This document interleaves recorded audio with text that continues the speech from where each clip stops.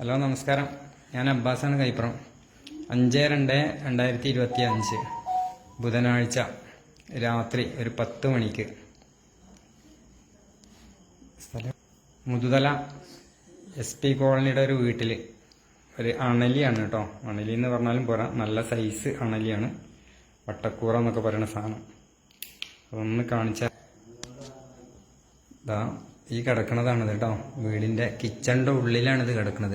Gas കുറ്റി കണ്ടില്ലേ, പാത്രങ്ങൾ, അടുപ്പ്, ഈ ഭാഗത്താണ് ഈ സാധനം കിടക്കുന്നത്.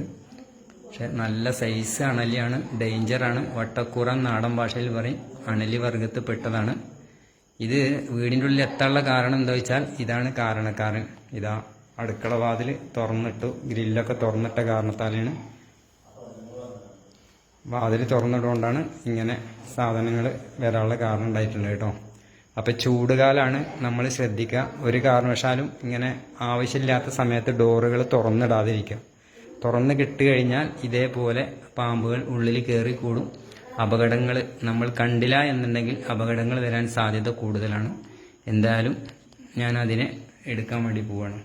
അപ്പോൾ സൂക്ഷിക്കുക.